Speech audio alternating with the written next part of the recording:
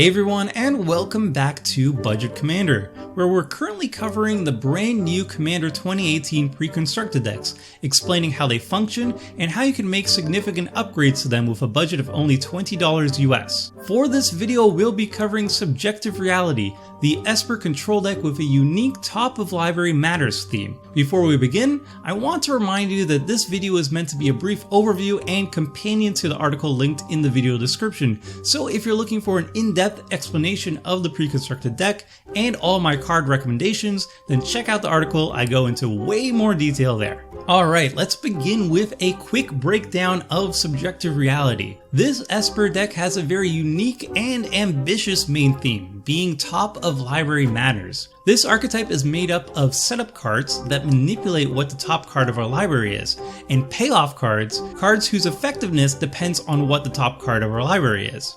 This archetype traditionally doesn't often get a lot of support, and this is the first time we see it officially supported in the Commander format, so it's really cool that Wizards of the Coast pushed themselves and us out of their comfort zones by making an entire deck around a relatively unexplored archetype.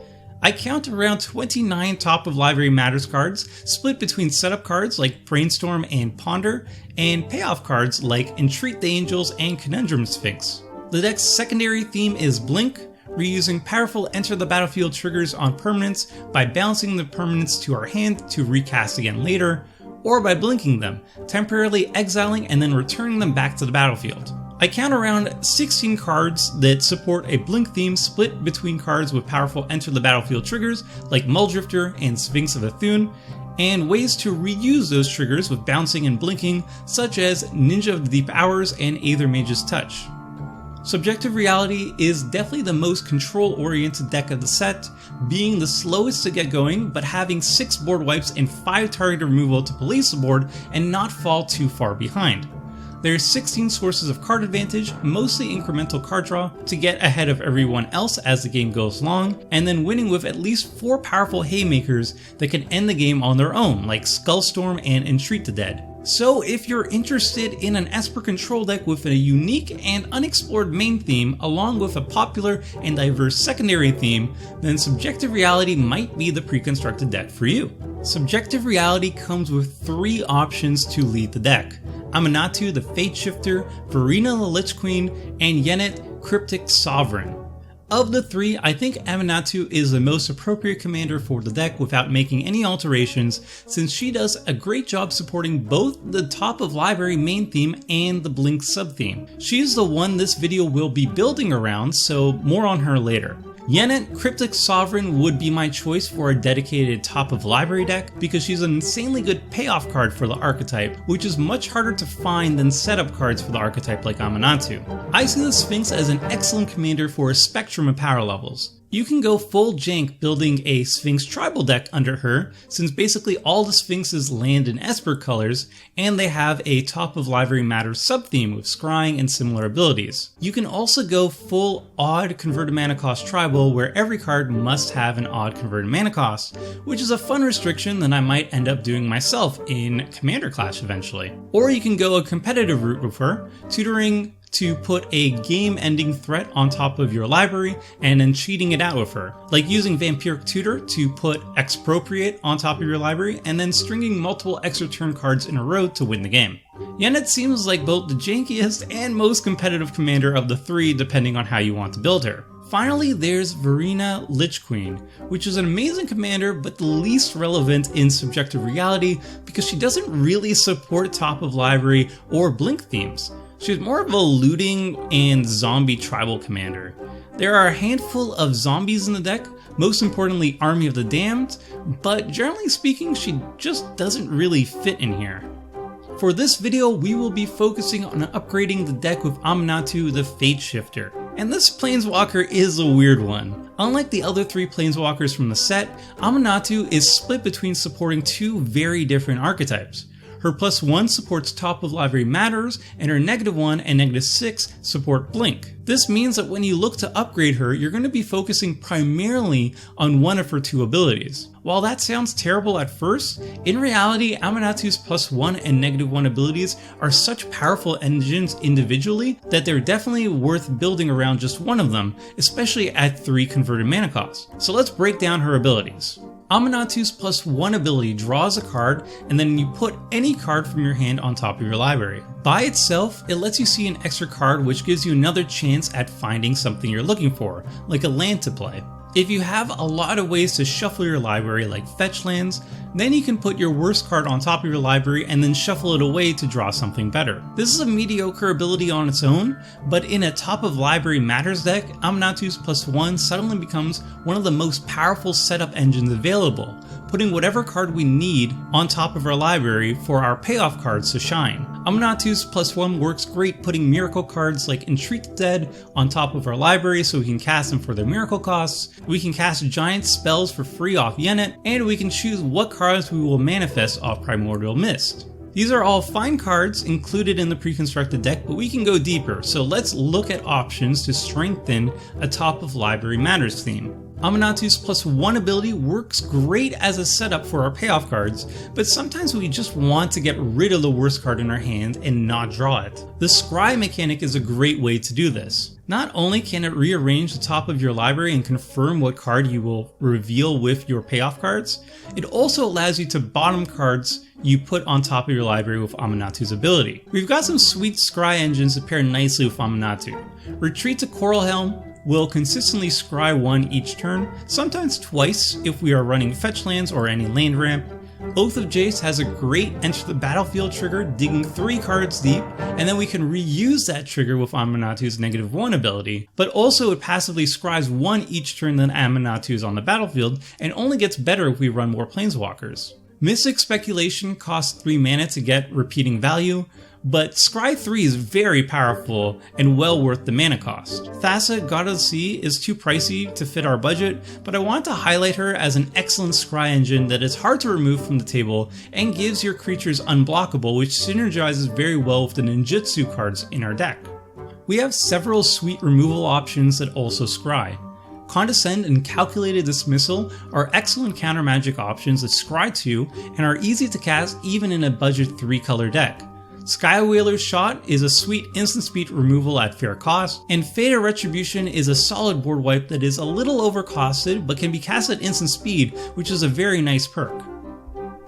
For mana sources, we can run 3 of the temples, like Temple of Deceit, good mana fixing lands that also scry. Treasure Map is a sweet card on both sides, scrying for us for cheap and then flipping into a land. We've even got 2 payoff ramp cards as well. Explorer's Scope is by far my favorite ramp tech in the entire deck, offering repeatable and super mana efficient ramp in Esper colors. There's also Druidic Satchel, which isn't as good as Scope, but is still a decent option and requires less work to get value out of. There's an abundance of setup cards to manipulate the top of our library, but the most important pieces for the archetype are our payoff cards. For cheap card draw options, we've got Dark Tutelage, which we can make as painless as possible by putting a low cost card or a lane card on top of our library, or put a high cost card on top for Demon Lord Belzenlock. We can also control what cards we manifest with Mastery of the Unseen or Arbiter of the Ideal.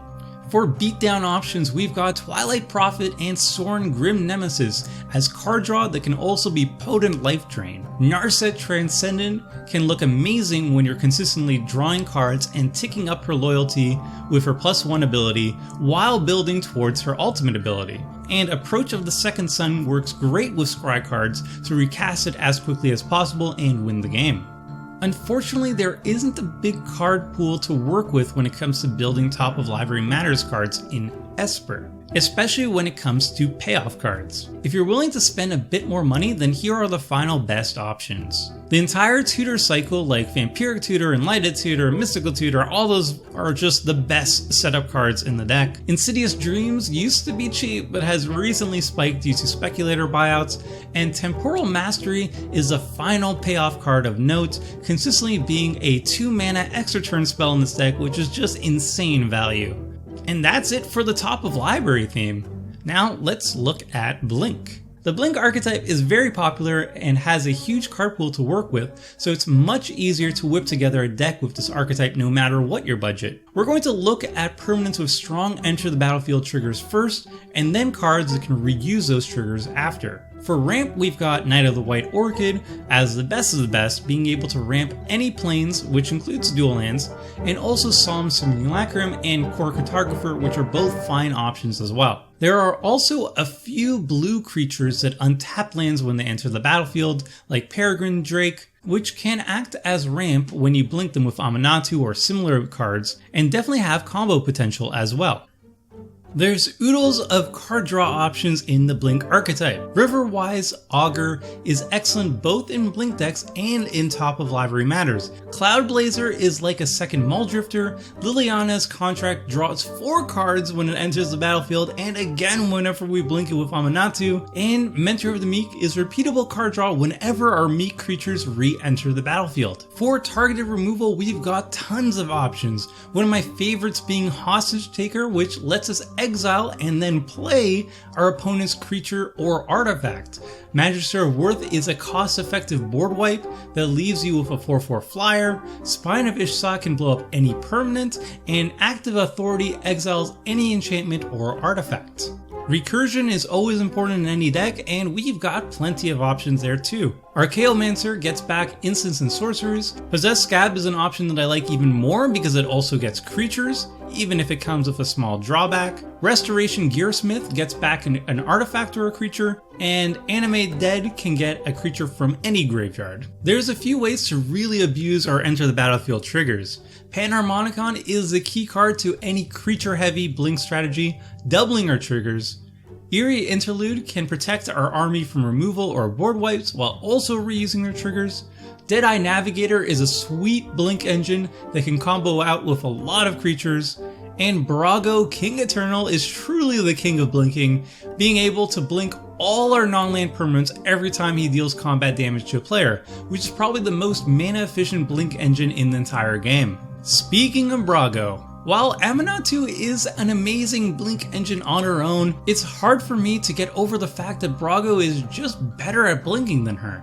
While Brago does need to deal combat damage to a player, the fact that he can blink our entire board each turn is just insane, and hard for Aminatou to compare when she's just blinking one permanent each turn and losing a loyalty counter while doing so. But Aminatou has 2 advantages over Brago. First, she adds black cards to the deck, so you have a bigger and therefore more powerful card pool to work with. But the biggest advantage is the difference in what Aminatou can blink. Brago is limited to blinking cards that you control, whereas Aminatou can blink any permanent that you own, not just the ones you control. This opens up a lot of sweet synergies that we can abuse, called the Donate archetype. The Donate archetype is something I've personally been having fun with all the way back to my very first commander deck, the Political Puppets Precon led by Zedru the Great-Hearted.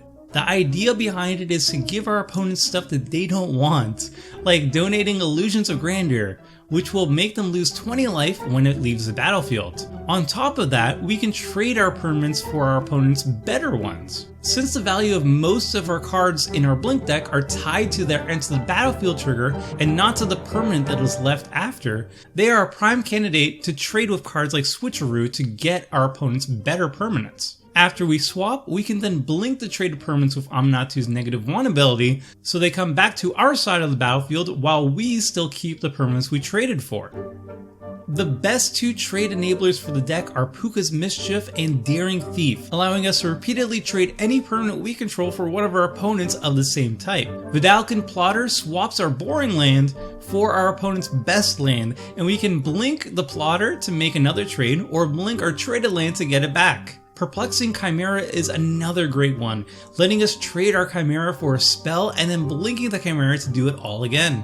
All these trade enablers work wonderfully with our blink cards, but they work especially well with a few nasty choices. Demonic Pact was already a great choice in our blink deck since we can just blink the pact before we'd have to choose the 4th lethal option, but it's even better if we just give it to an opponent once we've used the first 3 options, and then they have to find an answer before its upkeep trigger resolves or they die.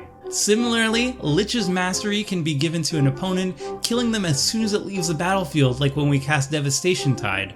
Lich's Mastery is a lot jankier than Demonic Pact in this deck, but it's very stylish, and honestly, I live for the jank. Last but not least is the combos. Aminatou combos with another easy addition to the Blink theme, Felidar Guardian. Aminatou's -1 ability can blink the Guardian, which re-enters the battlefield blinking Aminatou, and you can continue this loop infinite times.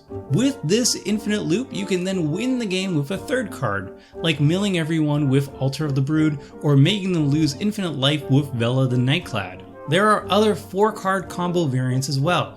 With the Aminatou and Felidar loop, you can use Oath of Teferi to activate Aminatou twice, blinking the Felidar and another permanent like Piranha Marsh to make opponents lose infinite life. There's definitely other combo variants with Aminatou out there, but these are some of the cheapest versions to add to your deck. For this $20 sample upgrade, I'm going to tweak Subjective Reality to keep the top of library theme, but also strengthen the Blink theme and add some of the Donate theme cards that I talked about.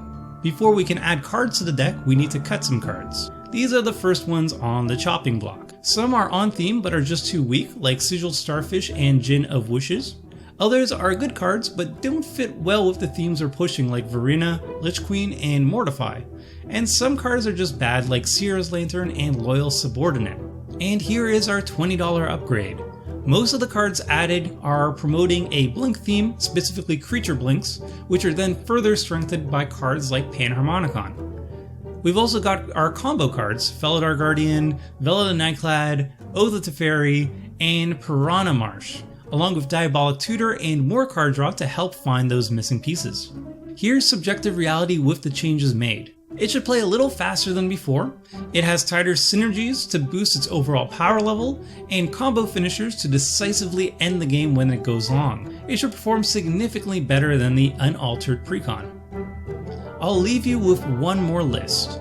A sample $100 list that was made from scratch, not built off the precon, so if you're not looking to buy the precon but still want to assemble an Aminatou deck, then this sample is much more appropriate. This list has shifted into a more Blink and Donate shenanigans primary theme with a Top of Library Matters sub-theme, mostly to get maximum value out of our powerful miracle cards. It's a dirtly controlled deck looking to outvalue the rest of the table and then finish with a combo kill. And that's it for Subjective Reality. I hope you enjoyed my dissection and upgrade of this pre-constructed deck, and I'll see you next time when I review the Commander 2018 pre-constructed deck Nature's Vengeance, a forced attackers politics deck with a land sub-theme. Until then, everyone, see ya! Thanks for watching the video. If you liked it, help us out by clicking that like button down below. And to keep up with the latest and greatest, click on the subscribe button, and don't forget to hit that bell icon to get alerts whenever we have new videos. And if you want to check out similar videos, click on the links here and here.